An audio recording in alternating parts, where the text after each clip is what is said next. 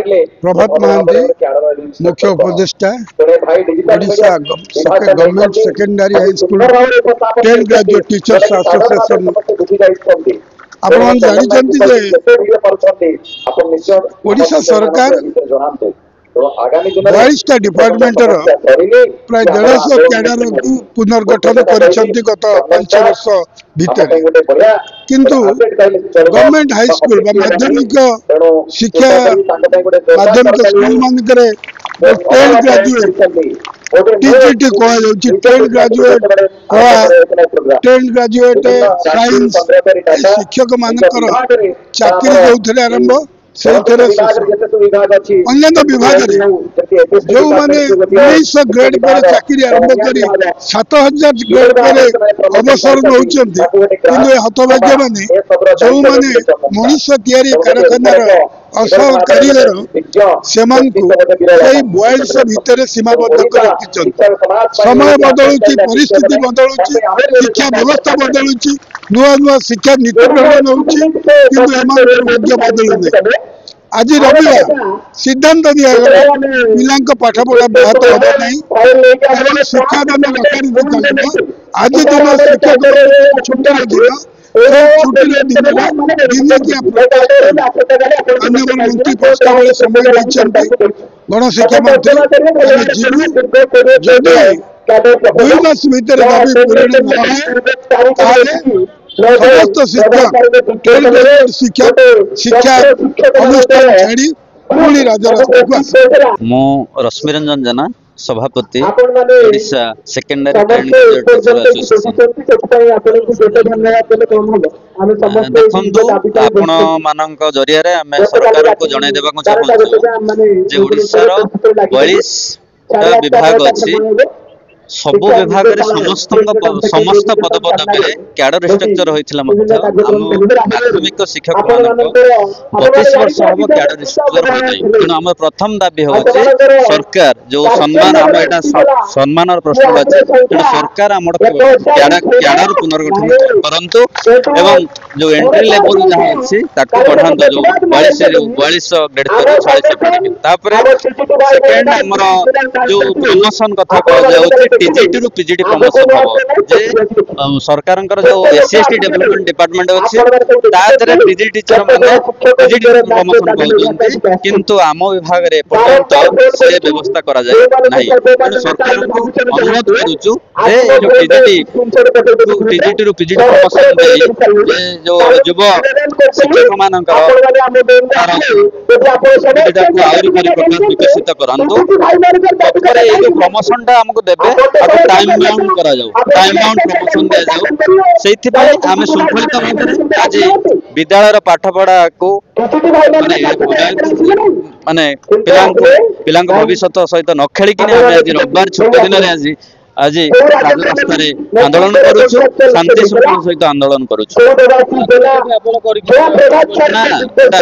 ए cadre structure में आगरो आंदोलन हेई माने सरकार को जणाई दिया हितला किंतु सरकार माने हम सहित आलोचना न कले तेणु आमे आसी आंदोलन करिया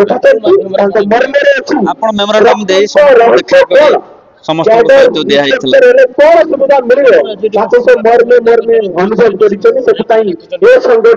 ना एपर्यंत डाकी नांती आमे आशा करूछु जे सरकार हमको डाकिबे एवं डाकिकिनी आलोचना करी आपस समाधान करिया बोली आमे आशा रखिछु नमिता विश्वई स्कूल पुरी जने कर्मी माध्यम सरकार को गोटे जिनस माने इनफॉर्म करने को चाहूँगी आपण मानक माध्यम रे मु कहि देबा को चाहूँगी मैडम सार कैडर इंस्ट्रक्टर कैडर स्ट्रक्चर परिवर्तन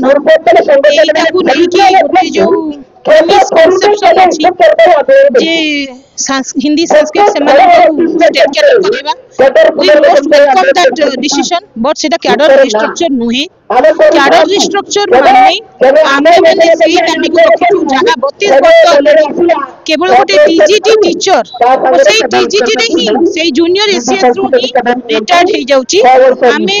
आमे वर्तमान हमर सैंक्शन पोस्ट अछि 29000 समथिंग किंतु हेडमास्टर पोस्ट अछि 4400 समथिंग जोथरे की आमे हमको अपेक्षा करियो पड़छि जे हमर रिटायरेशन गोटे 5-6 वर्ष थिबो आमे गोटे हेडमास्टर मात्र किछि जण होउछु आ बाकी माने आपण निजे एक अनुभव करि पछिबे 29000 कोटी आ 4400 कोटी से 4400 ही माने एई अपॉर्चुनिटी पाइबे बाकी समस्त रिटायर कर जाइतबे तांकर बयस दर्शन एई भाबरे हमकु जो गोटे कार्य करिबे सब